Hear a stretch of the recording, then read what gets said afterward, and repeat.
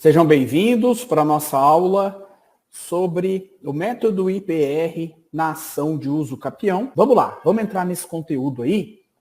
E para isso, eu vou compartilhar com vocês o meu mapa mental. Deixa eu ir abrindo aqui o meu mapa mental enquanto isso.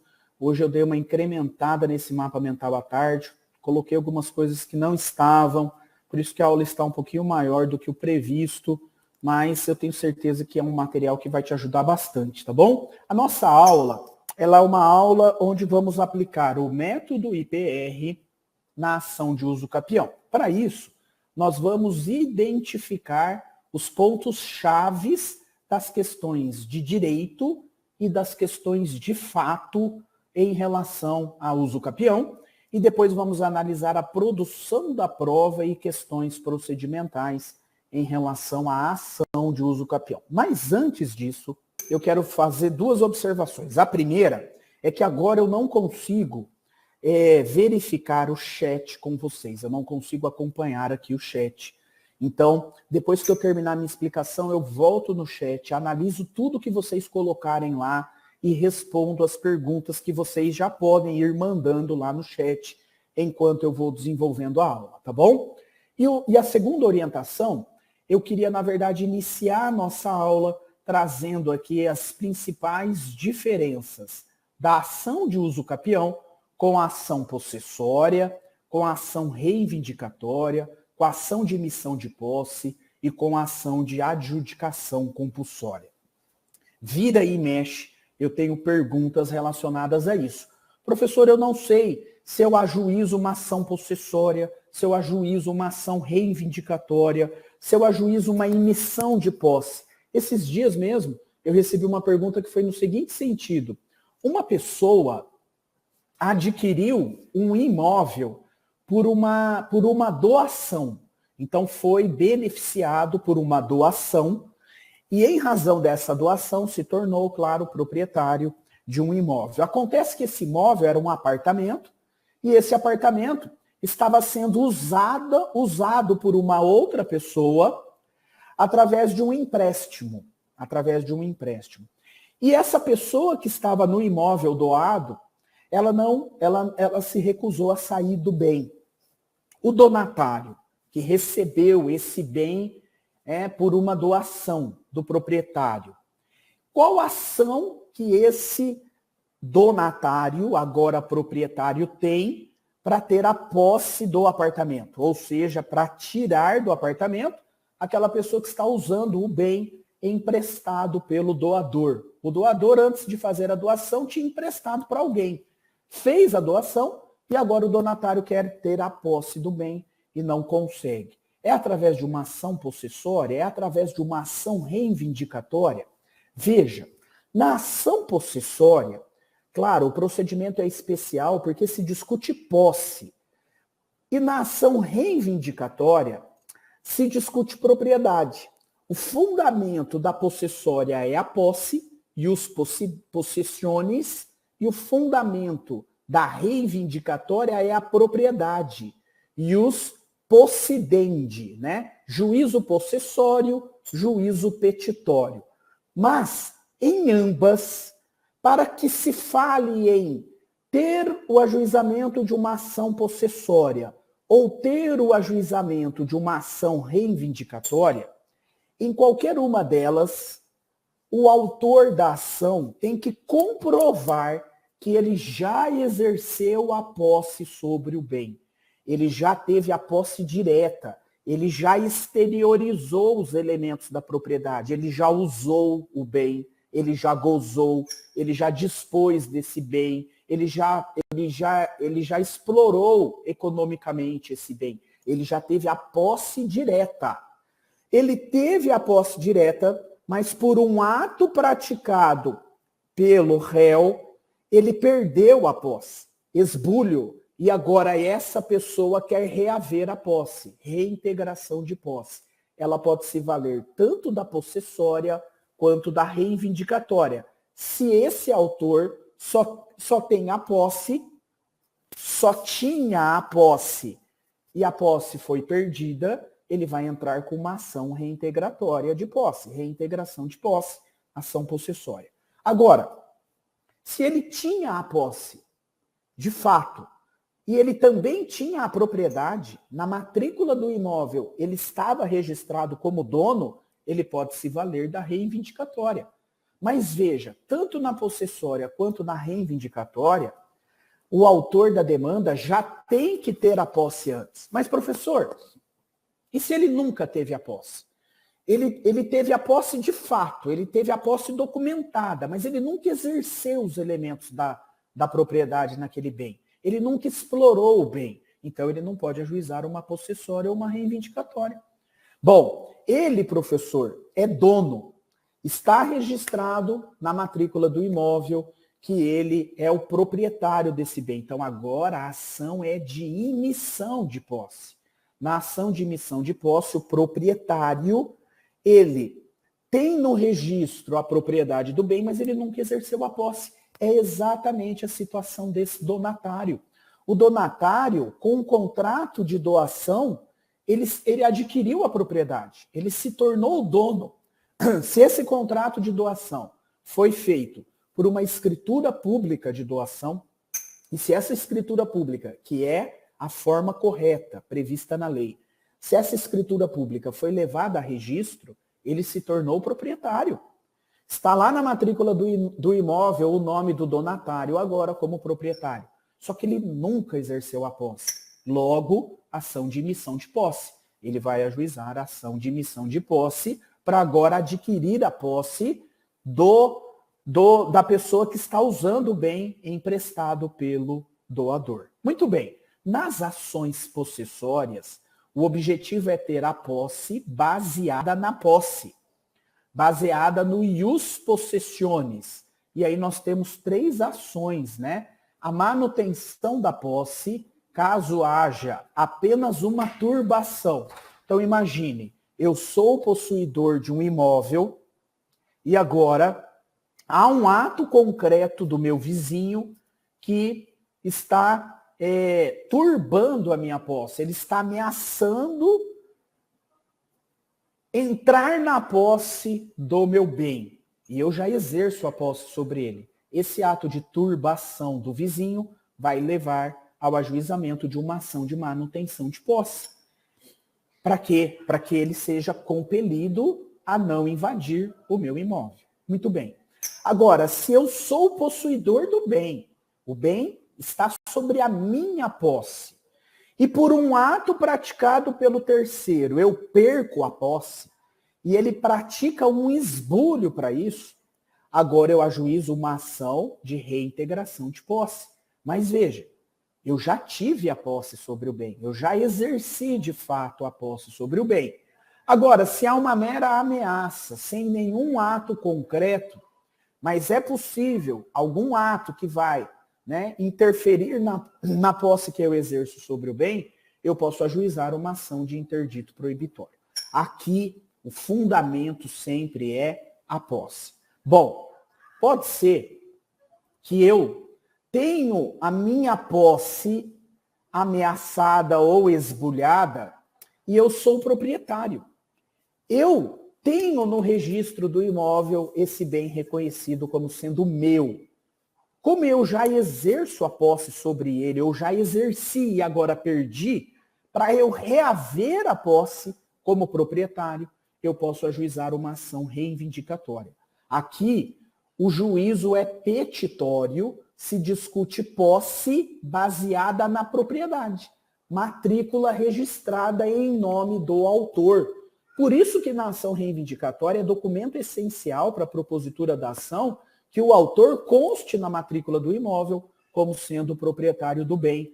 E agora ele vai discutir, como proprietário, a posse perdida contra qualquer possuidor que obteve a posse de forma injusta. O objetivo aqui é reaver a posse perdida com fundamento na propriedade, mas ele vai ter acesso à posse através do uso de uma ação petitória. Tanto na possessória quanto na reivindicatória, o autor já teve que ter exercido a posse sobre o bem, a posse fática, a posse exteriorizada como um elemento da propriedade. E a ação de imissão de posse? A ação de missão de posse também é uma ação baseada no direito de propriedade, por isso que o autor deve ter o registro do imóvel em seu nome, só que ele nunca exerceu a posse. E o que ele quer é justamente isso, imitir-se na posse. Ele adquiriu a propriedade por meio de um título registrado, no exemplo que eu dei, através do contrato de doação feito por uma escritura pública registrada no imóvel, mas ele nunca teve a posse, ele vai ter a posse através da ação. Agora, o terceiro está resistindo a entregar esse bem para ele? Quem está lá se utilizando do bem? Sim, está resistindo. Então, a ação é de emissão da posse. O objetivo é ter a posse com fundamento na propriedade que lhe foi transmitida, consolidar a propriedade em sentido amplo. Muito bem. Professor, e a ação de adjudicação compulsória? A ação de adjudicação compulsória também é uma ação baseada na propriedade. É uma ação baseada no ius possidendi. Possidendi aqui, ó, é de proprietário. Ação petitória. Tem que ser um título capaz de levar esse autor ao registro como proprietário. Porque aqui a ação é petitória. E o que vai acontecer na ação de adjudicação compulsória? Eu comprei um bem através, por exemplo, de um compromisso de compra e venda ou um negócio jurídico que autoriza a transferência da propriedade imobiliária, só que esse título não é levado a registro. Não é levado a registro porque quem vendeu se nega a outorgar a escritura, se nega a fazer o registro desse bem em meu favor quando eu adquiri esse bem. Se esse meu negócio tem uma cláusula de irretratabilidade, ou seja, não tem direito de arrependimento, e a comprovação do pagamento integral do preço, agora, essa transferência da propriedade pode ser substituída por uma sentença.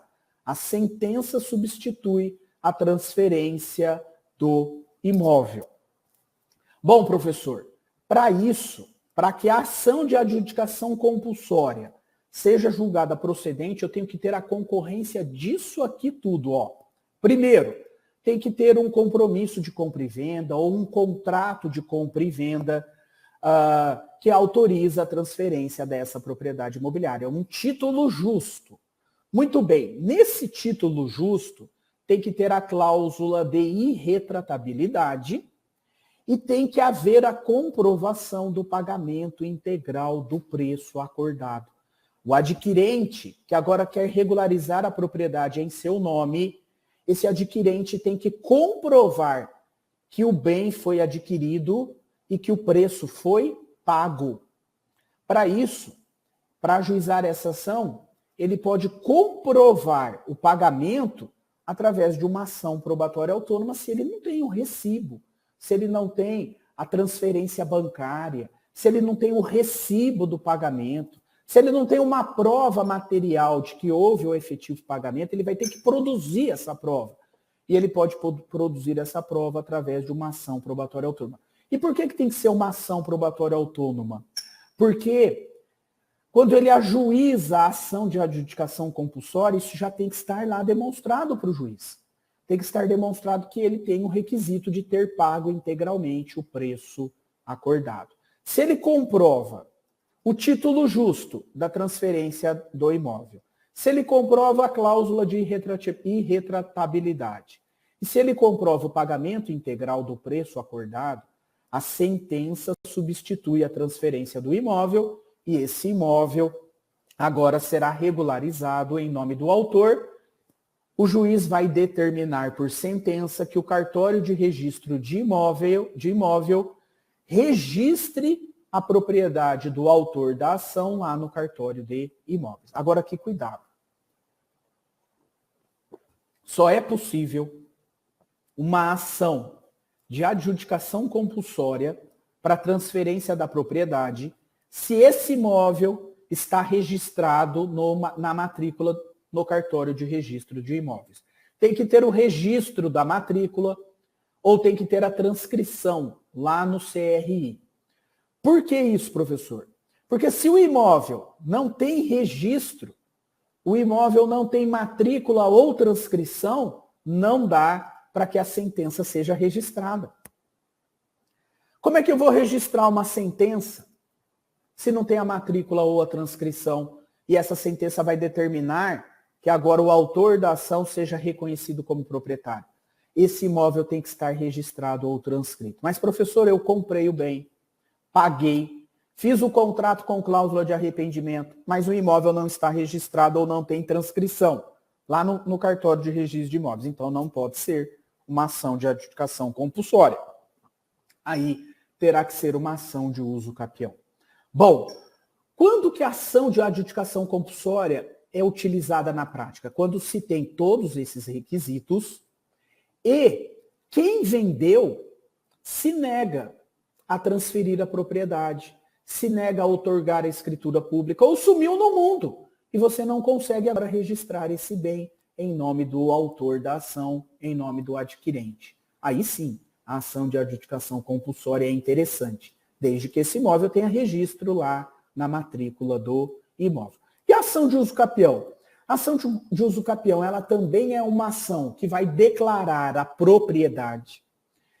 E ela vai declarar a propriedade em razão da posse que o autor tem sobre o bem e o decurso do tempo. E ela tem um caráter subsidiário. Quando não for possível, regularizar o imóvel por uma adjudicação compulsória, por uma emissão de posse, por uma reivindicatória ou por uma possessória, uma das possessórias, aí você pode se valer da ação de uso capião. Ela é como se fosse, assim, a última razão, A última razão é sempre a ação de uso capião. Muito bem. Vimos as principais diferenças com as outras demandas. E agora vamos analisar os pontos chaves da ação de uso capião. As questões de direito e as questões de fato. Bom, quanto às questões de fato, vai depender muito do seu caso concreto e da modalidade de uso capião que você, como advogado, vai se utilizar no seu caso concreto. Então, não tem como eu analisar aqui os fatos. Os fatos, você vai identificá-los e a partir do momento em que você identificar os fatos do seu caso concreto, você vai aplicar, no seu caso concreto, as questões de direito que correspondem a esse fato do seu cliente, tá bom? Então vamos lá, vamos começar aqui a analisar os principais pontos da ação de uso capião e começamos pelo conceito. Muito bem, nós sabemos aqui que a uso capião é uma modalidade, de aquisição da propriedade. É um modo originário de aquisição da propriedade e de outros direitos reais pela posse prolongada da coisa, acrescida dos demais requisitos legais, como veremos daqui a pouco. O que está no ponto principal aqui é a posse. É o poder de fato sobre a coisa.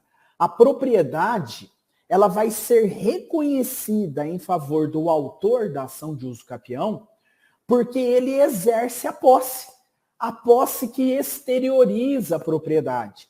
Ele usa a coisa, ele usufrui, ele retira os aspectos econômicos, ele se aproveita da coisa como se dono fosse. Logo, ele merece uma tutela, ele merece uma proteção. Se ele exerceu essa posse por um período previsto na lei, e se essa posse é uma posse mansa, pacífica e ininterrupta, e com a intenção de se tornar proprietário, esse possuidor merece agora, pelo ordenamento jurídico, ser reconhecido como proprietário. O fato objetivo da posse, aliada ao tempo, vai proporcionar a ele o direito de propriedade, o direito de ser registrado esse bem em seu nome. Então, aqui nós temos a posse, que é uma situação de fato que exterioriza os elementos da propriedade, aliada ao tempo. Quando eu tenho posse mais tempo, eu posso reconhecer a propriedade pela uso capião. É a principal modalidade de regularização de imóveis que temos no Brasil. Muitos imóveis não regularizados serão registrados em nome do possuidor através da ação de uso capião. Muito bem, e aqui um ponto importante. A uso capião é um modo originário de aquisição da propriedade. Isso significa o quê? Isso significa que o possuidor, ele adquire a propriedade contra o proprietário do bem, mas não do proprietário do bem. Ele não adquire do proprietário, ele adquire contra o proprietário. Se esse proprietário foi inerte, se esse proprietário não tomou nenhuma medida para que a posse exercida pelo autor fosse interrompida, esse proprietário inerte, ele merece uma sanção. Ele perde o bem, ele perde a propriedade do bem. E agora o possuidor será reconhecido como proprietário. Não há nenhuma relação jurídica entre o autor da ação possessória, que é o possuidor, com o réu da ação de uso capião, que é o proprietário. Não há nenhuma relação jurídica entre eles. O modo de aquisição dessa propriedade é originário. Não há nenhuma relação jurídica estabelecida entre o possuidor autor e o proprietário réu da ação de uso capião. A titularidade, a propriedade, surge em favor do possuidor com a uso capião. Muito bem, não existe nenhuma relação jurídica entre o adquirente autor e o antigo dono da coisa, o proprietário réu. O novo proprietário, ele não mantém qualquer relação de direito real ou contratual com o seu antecessor. Não obtém o bem do antigo proprietário. Ele obtém o bem contra o antigo proprietário. E é por isso que, na ação de uso capião, o bem é incorporado ao patrimônio do autor, do novo titular, na sua plenitude, livre de todos os vícios que a relação anterior tinha em favor do antigo proprietário, do réu da ação de uso capião. Como o autor da ação de uso capião não adquire a coisa do proprietário antigo, como a relação é uma relação que vai se estabelecer originariamente pelo decurso do tempo, é um modo de aquisição originário da propriedade, esse autor, que é reconhecido agora como proprietário, ele não tem que pagar o ITBI. O ITBI é indevido. O imposto de transmissão do bem imóvel é indevido. E por que é indevido? Porque ele não tem nenhuma relação jurídica com o antigo proprietário. O modo de aquisição da propriedade é originário. Mais que isso, né? Se esse bem, objeto da uso capião, por exemplo, se esse bem ele tem um ônus real sobre esse imóvel, imagine que o objeto da uso capião é um imóvel e na matrícula do imóvel tem uma hipoteca ou tem uma penhora registrada. Por quê? Porque o dono que está lá na matrícula do imóvel, o proprietário réu da uso capião, era devedor, fez um contrato bancário e agora tem na matrícula do imóvel uma hipoteca ou uma penhora registrada, ou uma servidão, enfim, qualquer direito real aí. Quando esse autor possuidor ajuiza a ação de uso capião e tem reconhecido por sentença a declaração da sua propriedade, ele agora vai ser registrado na matrícula do imóvel, através da sentença da uso capião, como novo proprietário. E todas aquelas garantias reais não subsistirão, serão levantadas. Ele adquire o bem livre, desembaraçado. Por quê? Porque a relação jurídica dele é originária. A uso capião é um modo originário de aquisição da propriedade. Não subsistirá o ônus real que estava na matrícula desse imóvel. Bom, além disso, ele só vai, esse novo proprietário, o autor da usucapião, ele só vai arcar com os custos relacionados aos impostos da propriedade urbana ou rural. Isso sim, ele tem que, ao fazer o registro na matrícula do imóvel, ele tem que pagar o valor, se o imóvel for urbano, do IPTU. Se o imóvel for rural, do ITR. Muito bem. Mas veja, vamos imaginar que ele exerce a posse do bem há 15 anos. E agora foi reconhecida a usucapião. Ele terá que pagar o valor do imposto do IPTU sobre os 15 anos, se ele não pagou ao longo desse período? Bom, para que ele registre o bem no nome dele, a sentença da usucapião agora lá no registro da matrícula do imóvel, ele vai ter que pagar dos últimos 5 anos.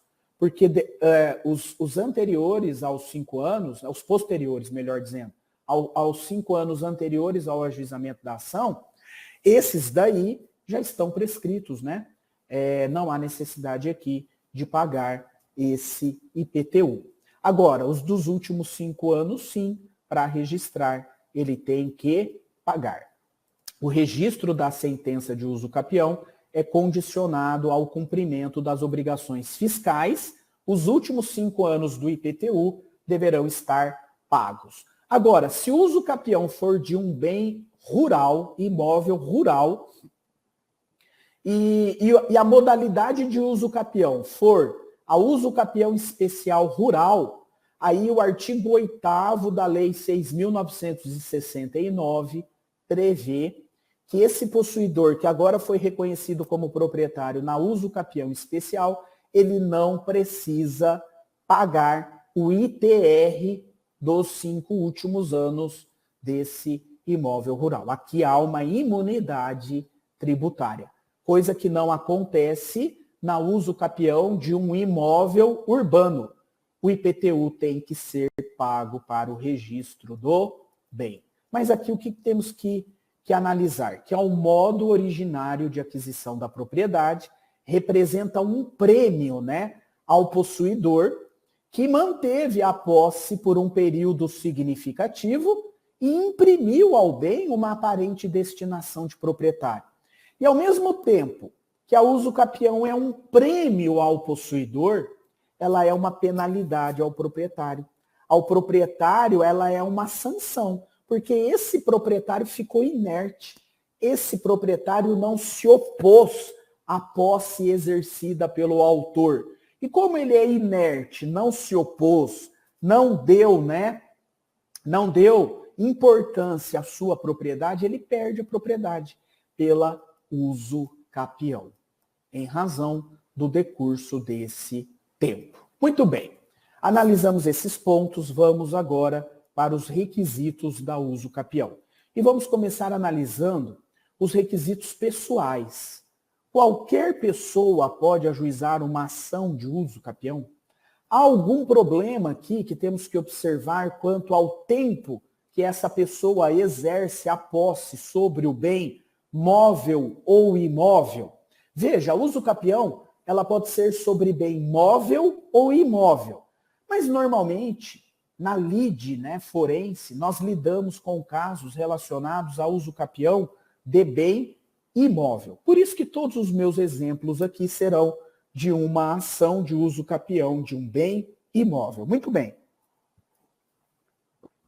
Você, como advogado ou advogada, ao receber o seu cliente, que quer agora ser reconhecido como proprietário em razão da usucapião, em razão da posse que ele exerce sobre um determinado bem, você tem que observar se na situação do seu cliente não está prevista uma das causas que impedem, suspendem o prazo da prescrição.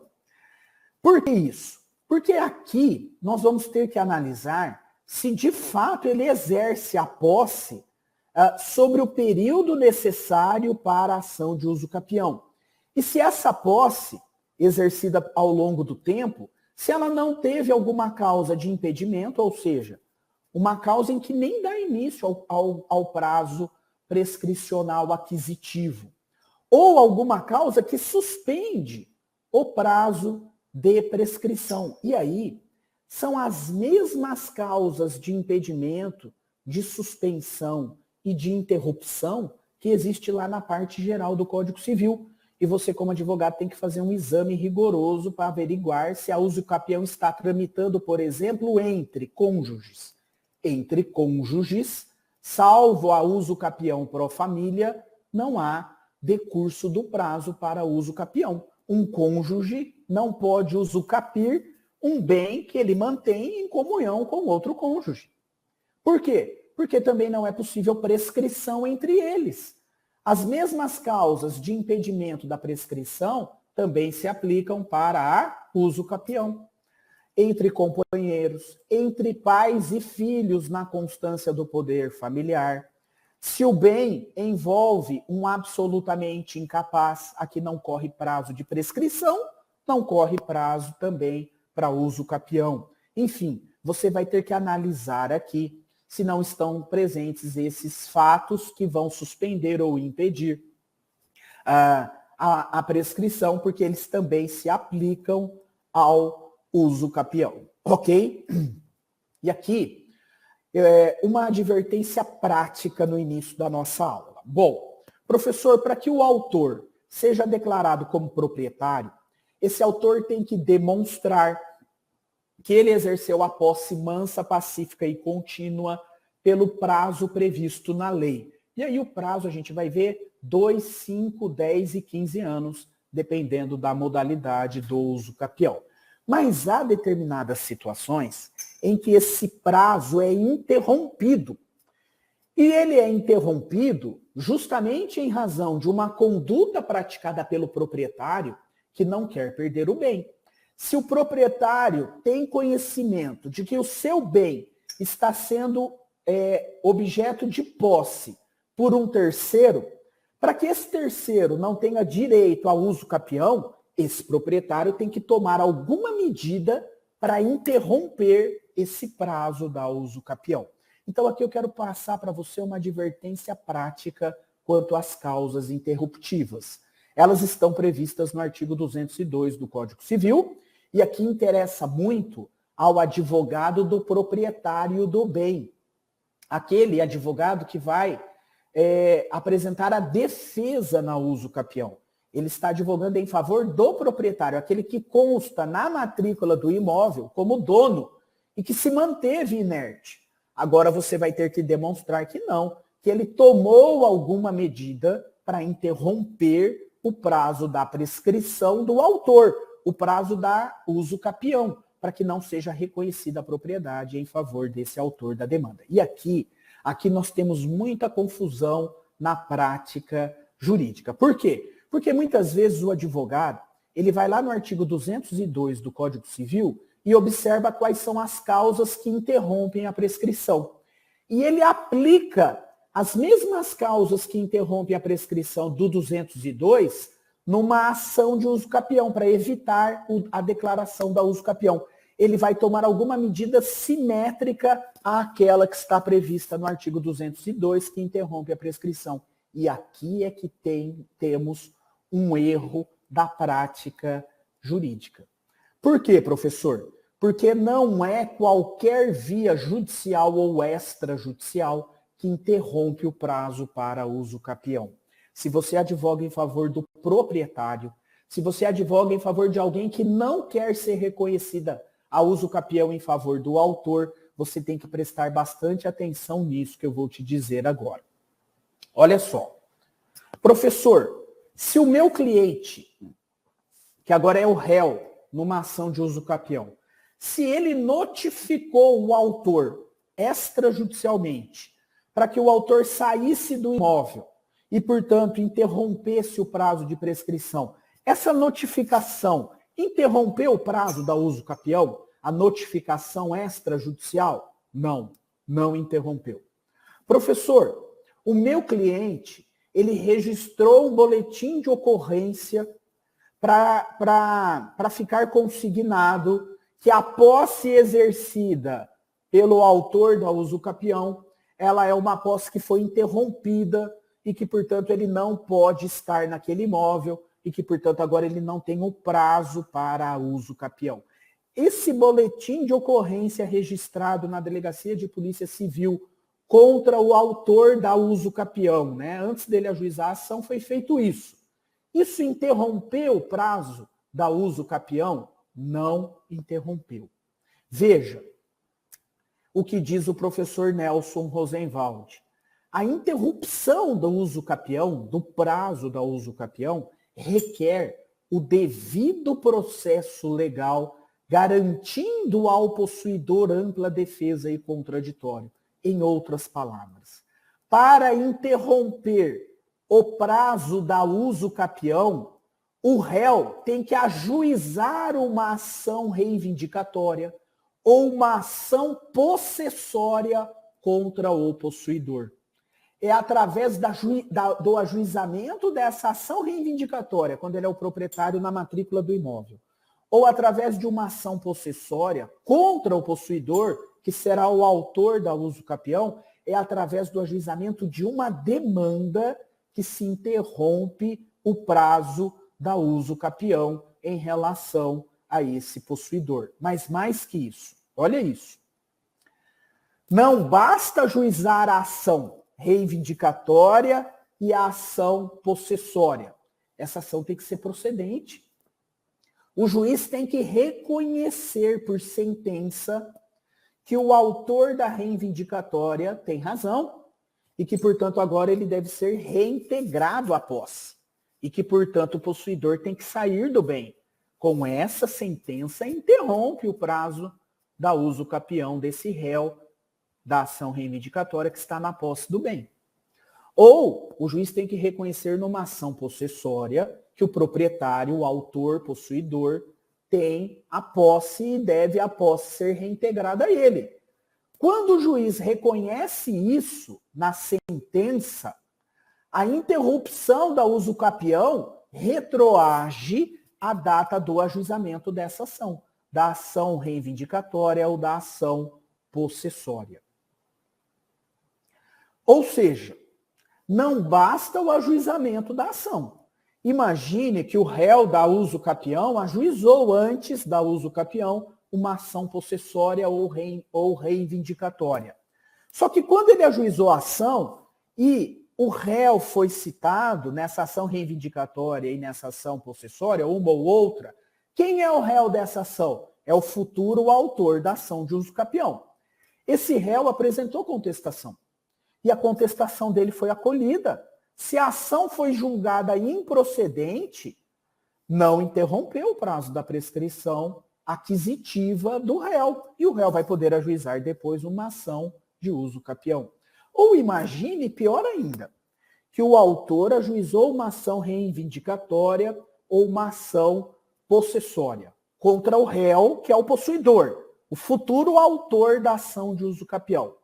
E no curso dessa ação reivindicatória, ou no curso dessa ação possessória contra o réu possuidor, essa ação é julgada extinta sem julgamento do mérito.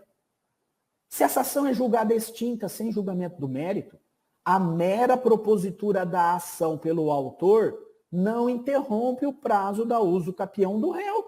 E esse réu agora vai poder ajuizar a ação de uso capião, porque não interrompeu o prazo da uso capião. Então, veja, se você é advogado de um proprietário de um bem ou de um possuidor que perdeu a sua posse, e agora esse possuidor está prestes a adquirir a propriedade pela uso capião, para interromper o prazo da uso capião, você, como advogado desse proprietário, você tem que ajuizar uma ação reivindicatória ou uma ação possessória. E se essa ação for procedente, interrompe o prazo. Retroage a data da propositura da ação. Se não, não interrompe o prazo da uso capião. O proprietário pode também, ao invés de ajuizar uma ação reivindicatória ou uma ação possessória, ele pode apresentar uma interpelação judicial. Não é extra, é judicial, dirigida em face do possuidor usucapiente, desde que este ato constitua esse possuidor em mora e seja seguido do devido processo legal no prazo de 30 dias. Você ajuiza a preparatória de interpelação judicial e depois você ajuiza a reivindicatória ou a possessória, ok? Essa sentença produzirá efeitos retroativos à data da interpelação judicial. Não é uma notificação extrajudicial. A uso capião só pode ser interrompida por um ato extrajudicial quando esse ato extrajudicial é um ato praticado pelo próprio possuidor. O possuidor reconhece que ele não tem direito ao uso capião. Ele reconhece que ele não tem a posse ad uso capione. Se o próprio possuidor reconhece isso num ato extrajudicial, isso interrompe a prescrição aquisitiva. Exemplo, o possuidor subscreve um contrato com o proprietário do bem assumindo a condição de locatário ou assumindo a condição de comodatário. O bem está com ele porque foi emprestado pelo proprietário. Se ele assume isso, aqui interrompe o prazo da prescrição, porque o ato é praticado pelo próprio possuidor. Aí sim, isso interrompe. Agora aqui, ó, presta atenção. Esse julgado do STJ aqui, ó, terceira turma do dia 12 de março de 2021. O julgado número 1.584.447. Esse RESP, ele é importante porque ele traz o seguinte, olha o que ele diz aqui. A interrupção do prazo de prescrição aquisitiva, ou seja, a interrupção do prazo da uso capião, somente é possível na hipótese em que o proprietário do imóvel uso capiendo, aquele que é o proprietário na matrícula do imóvel, consegue reaver a posse para si. E ele consegue reaver a posse como, professor? Através de uma ação reivindicatória ou através de uma ação possessória. Sendo que, olha o que o acórdão diz, a mera lavratura do boletim de ocorrência por quem se declara proprietário de imóvel litigioso não é capaz de, por si só, interromper a prescrição aquisitiva. Registro de boletim de ocorrência não interrompe o prazo do uso capião do possuidor. Se você clicar aqui nessa setinha, quando eu disponibilizar esse link para você, você clica aqui, ó, e vai abrir na íntegra esse acórdão. Inteiro teor desse acórdão que diz isso. Esse é um acórdão importante, tá? Para você que é advogado do autor, para dizer, olha, aquele boletim de ocorrência que ele fez, aquela notificação extrajudicial não interrompe o prazo da prescrição aquisitiva, não. Não interrompe o prazo da uso capião, não. E é importante também para você que advoga em favor do réu, para você se orientar de que o que interrompe o prazo da posse para não ser reconhecida a uso capião do possuidor é o ajuizamento da reintegração ou reivindicação do imóvel. Ou um ato, né? Ou um ato praticado pelo próprio possuidor, reconhecendo que não exerce a posse com a finalidade de adquirir a propriedade. Ok? Bom, vamos avançar. Vamos avançar. Esses foram os requisitos pessoais. Precisamos avançar agora para os requisitos reais. Bom, aqui, quais são os bens que podem ser objeto de uso capião e quais são os bens que não podem ser objeto de uso capião? Vamos avançar nesse ponto. Olha só, primeiro aspecto aqui que sempre é interessante, né? Termos o conhecimento. Somente os direitos reais que recaiam em coisas usucapíveis poderão ser objeto da uso capião. Tem que ser coisa que pode ser adquirida. coisa que está no comércio, coisa que pode ser adquirida. Um bem que pode ser adquirido é um bem que pode ser objeto de uma ação de uso capião. Professor, se eu tenho um imóvel ou uma área rural que não foi registrada, ou seja, uma área em nome que não foi registrada em nome de alguém, ou seja, uma coisa de ninguém, é possível ser objeto de uso capião? Imagine que o seu cliente, ele tem a posse de um terreno, de um imóvel, onde ele construiu uma casa e mora nessa casa há 10 anos. E agora ele quer ser reconhecido como proprietário. Ele quer ser reconhecido aqui como dono através de uma uso capião.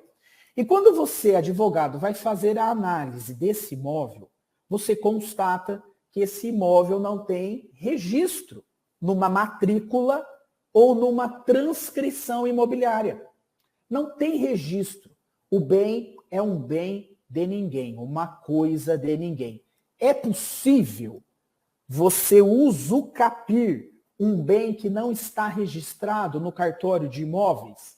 Sim, é possível usucapir um bem que não está registrado no cartório de registro de imóveis. Mas, professor, se o bem não está registrado, é possível a usucapião? Sim, é possível, porque a usucapião é um modo originário de aquisição da propriedade. E a partir do momento em que o juiz ele declara a propriedade na sentença, essa sentença vai determinar agora que esse imóvel seja registrado no cartório de imóveis. E agora ele vai passar a ter um registro. Bom, ok, então é possível a ação de uso capião, ainda que o bem não seja registrado em nome de alguém. Maravilha. Mas, professor, quem vai figurar no polo passivo da ação de uso capião se o bem não tem matrícula e, portanto, não tem o nome do proprietário na matrícula ou na transcrição, né? Porque lá no cartório de imóveis, o que é registrado é a matrícula, né, do bem. Na matrícula do bem é que tem o registro, então nós temos a certidão de transcrição da matrícula e nós temos a própria transcrição imobiliária, que existia antes da matrícula, antes de 1977. Ambas reconhecem a propriedade do imóvel. Ambas reconhecem a propriedade do imóvel. Como não tem matrícula nem transcrição, não tem um proprietário formalmente reconhecido, que é o réu da ação de uso capião. Se não tem um proprietário formalmente reconhecido, quem figura no polo passivo da ação de uso capião? Aí, você como advogado ou advogada do autor da uso capião, você vai colocar no polo passivo eventuais terceiros interessados ou eventuais terceiros possuidores, né? Terceiros que tenham interesse nessa demanda, nessa causa. A citação aí vai ser por edital e é dessa forma que você deve fazer na prática, ok? Olha aqui. Os bens que não têm matrícula ou transcrição não são necessariamente bens públicos, tá? Não é porque não tem matrícula ou transcrição que o bem é público. Não é isso, tá? Bem público, ele é reconhecido formalmente como sendo de propriedade das pessoas jurídicas de direito público. Agora, se o bem não tem nenhuma matrícula ou transcrição, isso não significa necessariamente que ele é um bem público. Ele pode ser um bem de ninguém, ok? Olha o que o STJ diz aqui, ó, nesse julgado 952-125.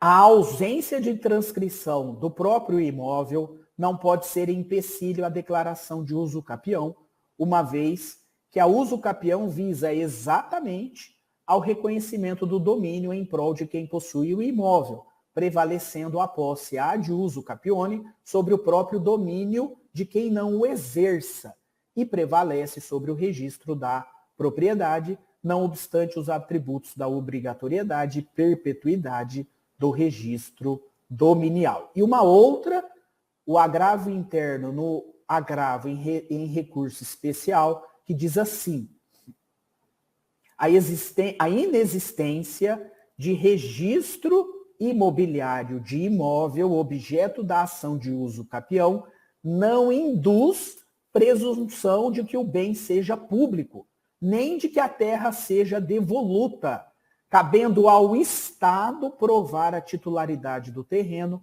como óbice ao reconhecimento da prescrição aquisitiva. Então veja, se o procurador jurídico do Estado, lá na ação de uso capião que não tem um registro ou uma transcrição, se ele vem manifestar no processo dizendo, olha, esse bem objeto dessa ação não tem registro, nem transcrição. Se não tem registro nem transcrição, é uma área pública, é um bem do Estado.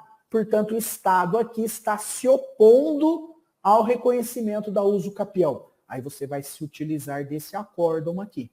A inexistência do registro imobiliário do imóvel objeto da ação de uso capião não induz presunção de que o bem seja público. Então, senhor procurador jurídico do Estado, prove que o bem é público. A prova é sua. Por quê? Porque se não tem registro, se não tem transcrição, o bem é de ninguém. Só que esse ninguém sabe quem é, né? Só que eu estou na posse, eu, autor, estou na posse como dono há mais de 15 anos, portanto, eu sou o proprietário. E aqui o juiz vai reconhecer a propriedade. A uso capião, como nós vimos, é um modo originário de propriedade e a sentença vai constituir o registro imobiliário, sem qualquer vinculação com o registro anterior, se tiver registro anterior. E se não tiver? Se não tiver, vai ser criado o novo registro, ok? Muito bem.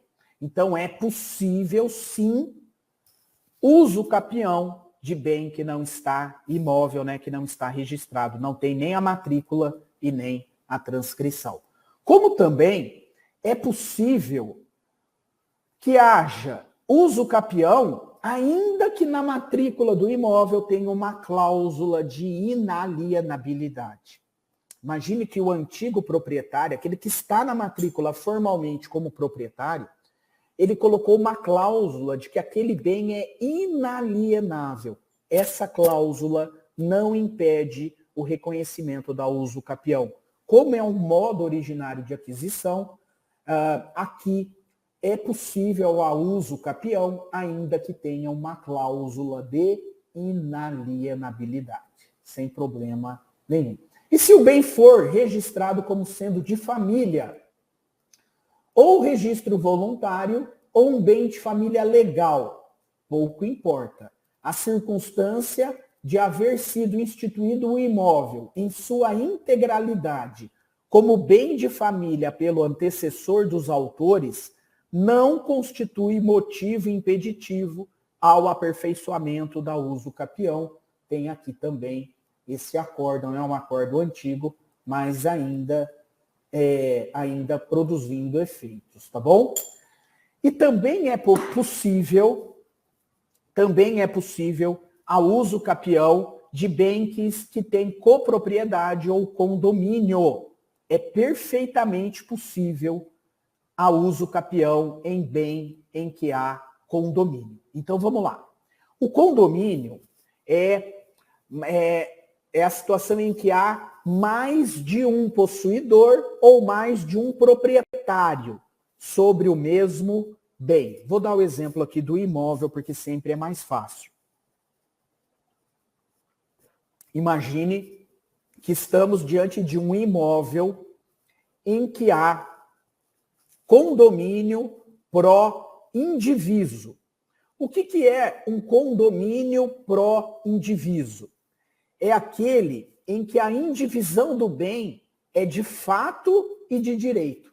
Então imagine que nós temos um imóvel, uma casa, onde existe um condomínio de 3 proprietários. Essa indivisão, ela é de fato e de direito. Todos exercem a posse e a propriedade sobre o todo, no plano fático e no plano jurídico. Nesse caso, um condômino pode usucapir a cota parte do outro. Bom, o que a doutrina diz? Se há um condomínio pró-indiviso, um dos condôminos, o que vai ser reconhecido como dono na usucapião, ele tem que exercer a posse sobre a integralidade e todos os demais condôminos têm conhecimento disso e não se opõem. Que ele exerce a posse sobre a integralidade e que ele exerça moradia nesse bem por mais de 10 anos, de modo a excluir por inteiro o condomínio dos outros condôminos, dos outros dois condôminos, sendo que esse fato é de ciência desses outros dois condôminos. Nessa situação em que a posse de um dos condôminos é exclusiva, exteriorizada por um dos proprietários, isso vai determinar que, se não houver por parte dos outros a resistência, isso vai determinar que haja o reconhecimento da usucapião desse condômino, tá? Ele vai ser reconhecido como proprietário do todo diante dessa situação específica. Agora, imagine que o condomínio é pró-diviso. O que significa que o condomínio é pró-diviso? Significa que eles são, de fato, proprietários sobre o todo. Cada um tem 1/3 de um imóvel. Só que no plano fático, o imóvel está dividido. Cada um exerce a sua cota parte sobre o imóvel. Numa casa isso não é possível. Mas, por exemplo, num terreno, imagine um terreno de 1.000 metros quadrados em que há um condomínio pró-diviso. O que significa isso? Todos são proprietários dos 1.000 metros quadrados. Só que no plano fático, cada um tem a divisão da sua cota parte específica. Cada um exerce a posse sobre 1/3 desse imóvel. O condômino A tem 333 metros, o condômino B 333 metros no meio e o condômino C 333 metros no outro canto, na outra lateral. Então, aqui estamos diante de um condomínio pró-diviso. No plano fático, já está dividido. Só não está dividido no plano jurídico. Um pode usucapir do outro? Sem problema nenhum. Um pode usucapir do outro, desde que um tenha a área do outro e esse outro não se opõe. Não se opõe, a posse é exercida de forma mansa, pacífica e contínua, com a intenção de ser proprietário, portanto, uma posse ad usucapione, aqui é perfeitamente possível. No condomínio pró-diviso também o reconhecimento da usucapião. Ok? Então é possível nessas situações. E em que situações não podem ser objeto da usucapião? Aqui não cabe usucapião. Não cabe usucapião dos bens públicos. Bens públicos de qualquer natureza, nos termos do artigo 183, parágrafo 3º da Constituição e 191, parágrafo único do Código Civil, esses bens... aqui os dois são da Constituição, tá? 183, parágrafo 3º e 191, parágrafo único. Ambos os artigos da Constituição dizem, melhor dizendo, que os bens públicos de qualquer natureza são insuscetíveis de usucapião. E ainda temos mais. Temos uma súmula que diz isso, a súmula 340 do STJ, desde a vigência do Código Civil, os bens dominicais, como os demais bens públicos, não podem ser adquiridos por usucapião. E nós temos também o artigo 102, agora sim, do Código Civil, que diz que bens públicos não estão sujeitos a usucapião. capião. Bens públicos não podem ser objeto de uso capião. Agora veja, a doutrina vem e diz o seguinte: apesar da Constituição, apesar da súmula e apesar do Código Civil dizer expressamente que bem público não é possível de ser objeto de uso capião, esse direito não é absoluto. Ou seja, temos que analisar a função social da posse. Ou seja, os bens públicos que têm destinação pública, esses não podem ser objeto de uso capião. Mas entre os bens públicos, nós temos uma espécie, os bens dominicais, que são aqueles que constituem o patrimônio do poder público disponível. Ou seja, aqueles bens que não estão afetados a uma função pública, a um serviço público. Esses bens que não têm destinação específica, esses bens podem ser objeto de uso capião. Esses bens não afetados à função pública, apesar de ser bem de propriedade do poder público, do Estado, dos estados, dos municípios ou da União. Esses bens, se eles forem utilizados por particulares e os particulares exercerem a posse como se dono fossem, esses bens podem ser objeto de uso capião, desde que, claro, comprovados os requisitos legais da uso capião. E, por fim, vamos analisar os requisitos formais da uso capião. Já vimos aqui os requisitos pessoais, quem pode usucapir e quem não pode. Vimos os requisitos reais, sobre quais bens podem recair a uso capião e sobre quais bens não podem. E agora vamos analisar os requisitos formais. E para isso nós temos 3 requisitos formais, né? O primeiro, o tempo. O segundo, a posse, mansa, pacífica e contínua. E o terceiro, essa posse tem que ser uma posse com ânimos de dono, com a intenção de dono, né? Com a intenção de ser declarado proprietário desse bem. Quanto ao requisito do tempo, vamos analisar o requisito do tempo. Esses 3 requisitos aqui, tempo, posse mansa, pacífica e contínua e animus domini, esses 3 requisitos recaem em qualquer modalidade de uso capião. Agora, tem algumas modalidades de uso capião que exigem requisitos específicos, como, por exemplo, a uso capião ordinária, a uso capião urbana e a uso capião rural, como daqui a pouco veremos, tá bom? Muito bem. Quanto ao requisito do tempo, o fator fundamental para a conversão da posse em propriedade é o tempo. A posse tem que ser exercida pelo tempo previsto na lei.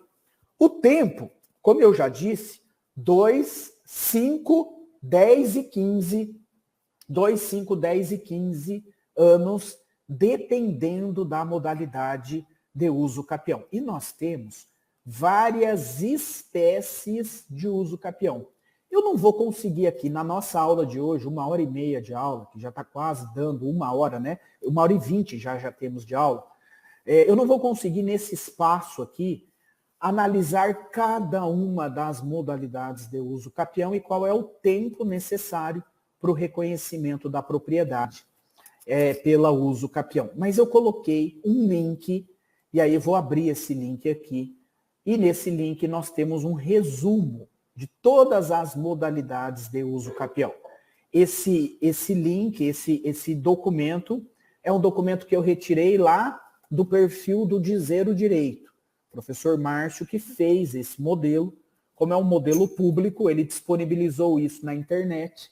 Eu peguei esse documento dele e estou replicando aqui, mas estou dando crédito, tá? Quem fez isso foi o professor Márcio, lá no perfil Dizer o Direito, ok? Bom, e aqui você consegue acompanhar quais são os prazos de cada uma das modalidades de uso capião e quais são os requisitos específicos que deve ter em cada uma dessas modalidades. Olha aqui, uso capião extraordinário, uso capião ordinário, tem inclusive o artigo, o prazo, quais são os requisitos que tem que ter em cada uma dessas modalidades de uso capião. Uso capião especial pro labore, rural, né? Uso capião especial rural. Uso capião especial urbano. No rural, 50 hectares, 5 anos a pessoa deve ter a posse mansa e pacífica. A terra tem que ser produtiva. O possuidor não pode ter outro imóvel. Na urbana, o imóvel tem que ter até 250 metros, 5 anos de posse, tem que usar para moradia e não ter outro imóvel. Então aqui você tem todos os requisitos de cada uma dessas espécies. Uso capião especial urbano coletivo, uso capião favelada, né, que está lá previsto no artigo 10 do Estatuto da Cidade. Desculpe. Uso capião rural coletivo. Uso capião residencial familiar, aquele por abandono do lar conjugal. Uso capião indígena, uso capião tabular, uso capião de quilombolas, enfim. Aqui você tem tudo isso para que você se oriente no seu caso concreto, ok? Deixa eu voltar aqui. Algumas questões processuais relacionadas ao tempo. 2, 5, 10 e 15. Perguntas que sempre são importantes na prática jurídica. O autor da ação não satisfaz o prazo exigido por lei. O autor ajuizou uma ação, alegou na sua petição inicial que ele está na posse do imóvel há 16 anos e que, portanto, ele tem direito ao uso capião extraordinário. A posse aqui é uma posse de 15 anos. E ele alega que está na posse há 16 anos. Só que ele não consegue provar isso durante a instrução do processo. Ou o réu, na sua contestação, o réu alega assim, na sua defesa, esse autor não está na posse há 15 anos desse bem imóvel. A posse que ele exerce é uma posse de menos de 5 anos. E que, portanto, ele não tem direito ao uso capião extraordinário. Ele está dizendo que está a 15, mas ele só está a 5. Portanto, ele não tem o prazo da uso capião, produz provas nesse sentido, e o juiz julga a ação improcedente. Muito bem, olha que interessante isso.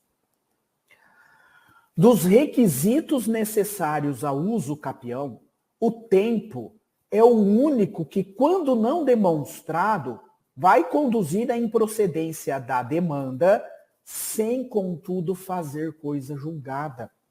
Olha que coisa louca isso. Bom, quando o juiz prolatou a sentença, o autor não tinha 15 anos. O autor tinha 5. O autor tinha 14, tinha 13, quando o juiz prolatou a sentença.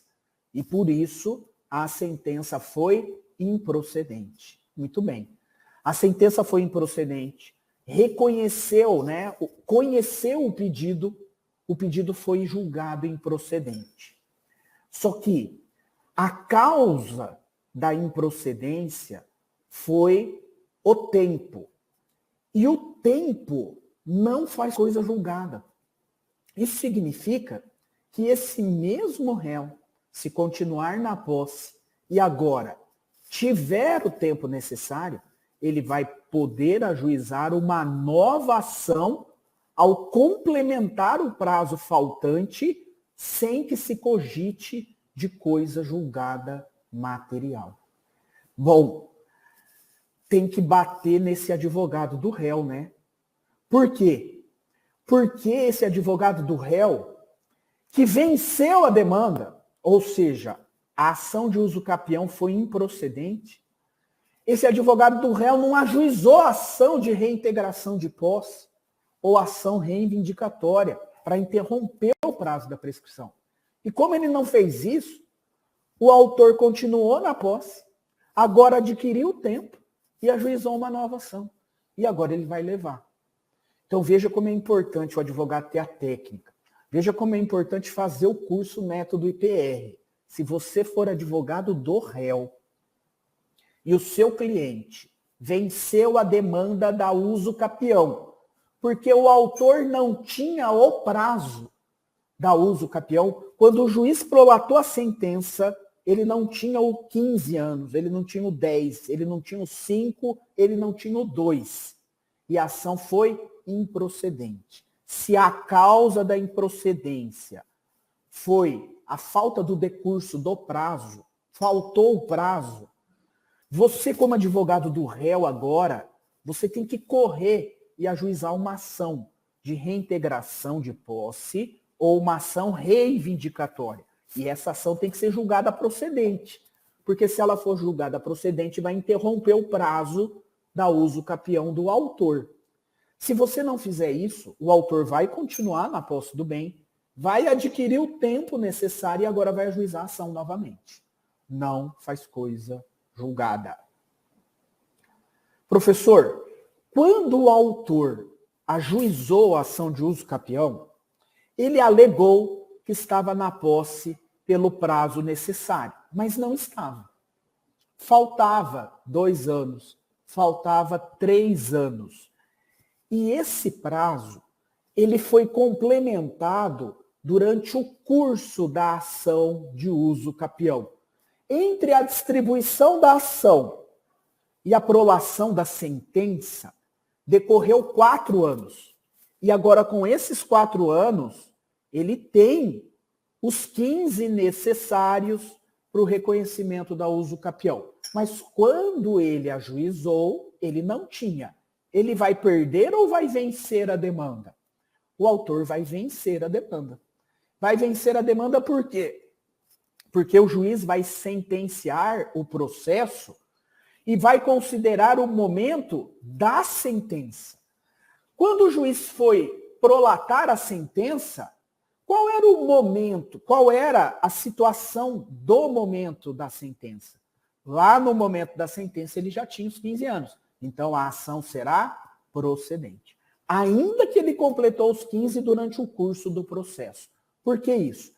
Porque o juiz deve sentenciar no estado em que se encontra o processo, recepcionando o fato constitutivo do direito superveniente e prestigiando a efetividade processual. Ou seja, o juiz vai levar em consideração o fato novo. Qual é o fato novo? No momento da sentença tinha 15 anos.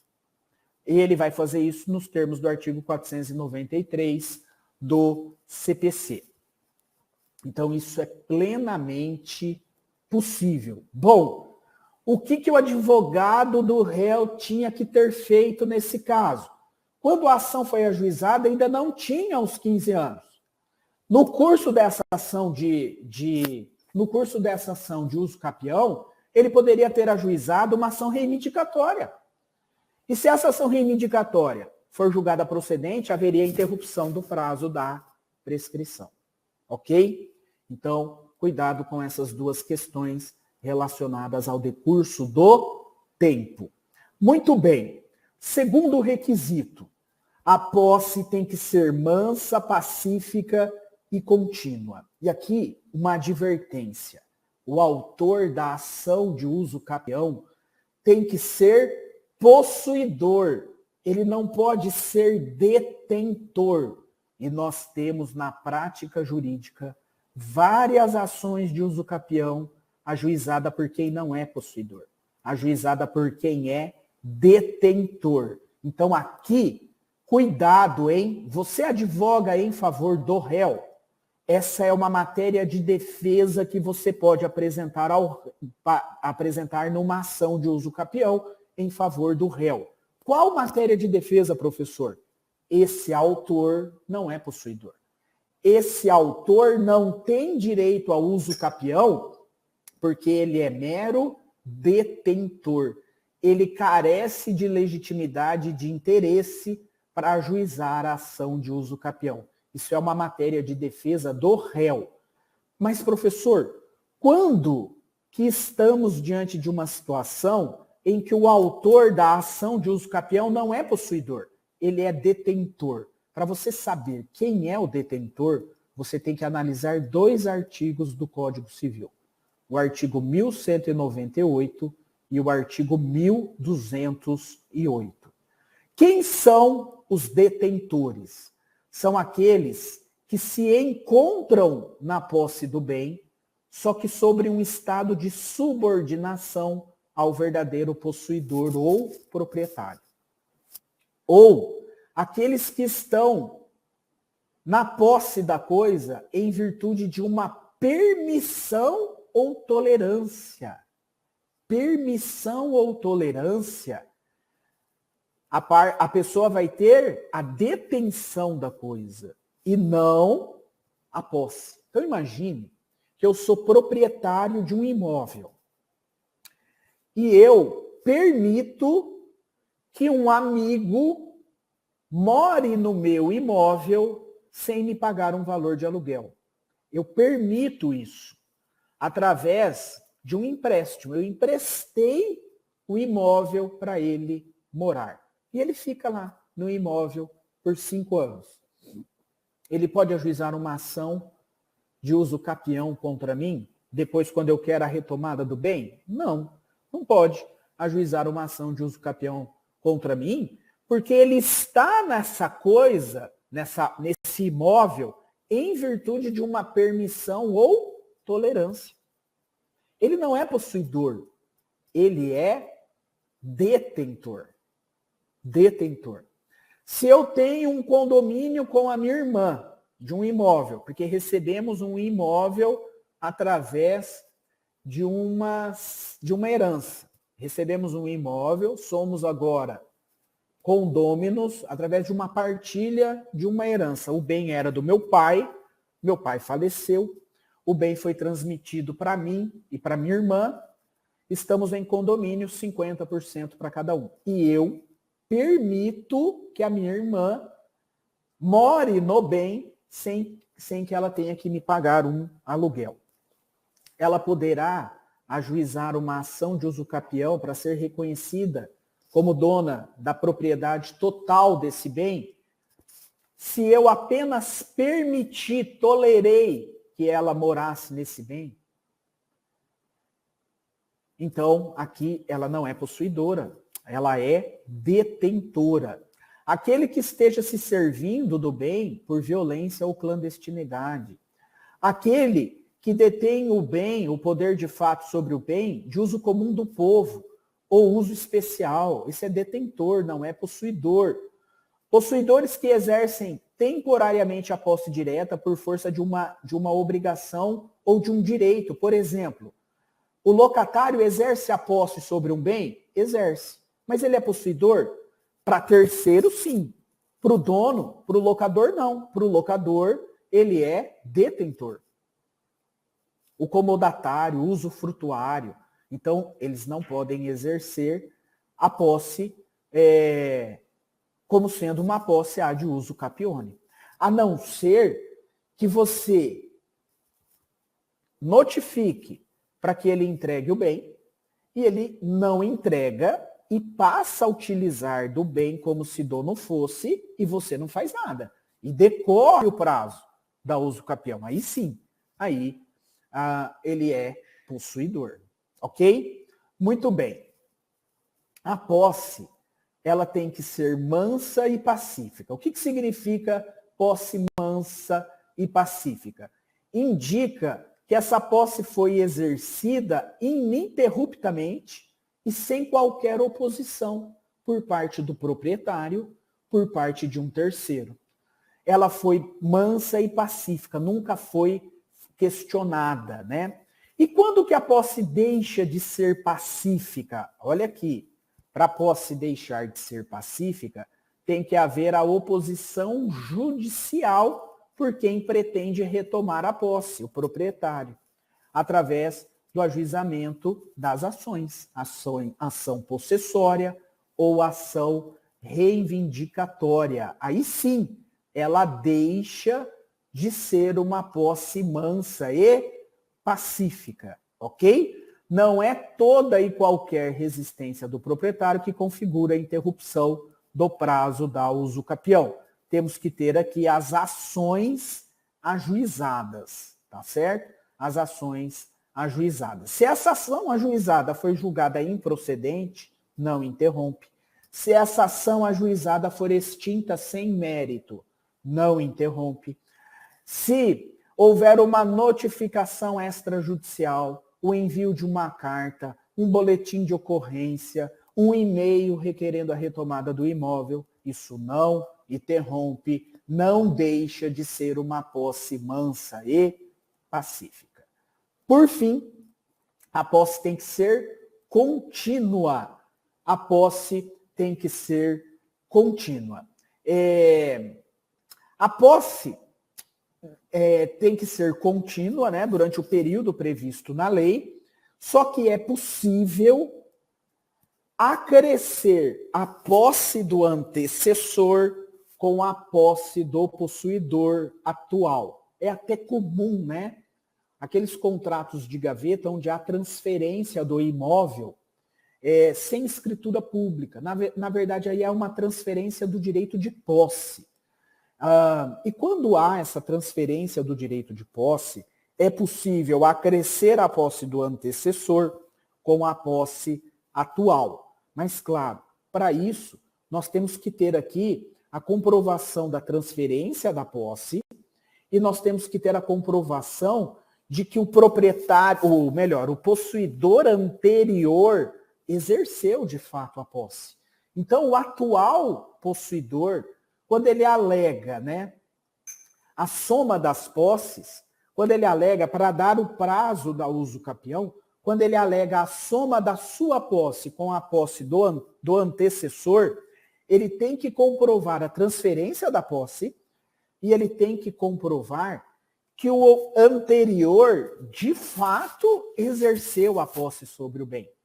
Ele tem que comprovar por documentos, por testemunhas, por qualquer elemento de prova que o antecessor exerceu de fato a posse sobre o bem. Então, isso é possível aqui, a transferência dessa posse, tá bom? Isso é possível, mas tem que ser provado pelo atual possuidor. E, por fim, essa posse mansa e pacífica, ininterrupta, ela tem que ser com ânimos de proprietário, né? O propósito aqui é de possuir a coisa como se ela lhe pertencesse.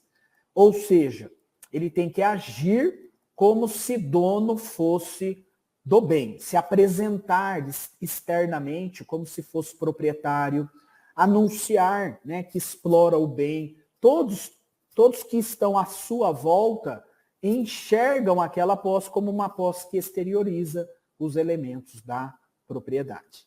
Tendo isso presente, a usucapião será procedente. Além desses requisitos que estão em todas as modalidades de usucapião, na usucapião ordinária, aquela que tem um justo título, nós precisamos desse requisito, né? O requisito do justo título. E o que é justo título?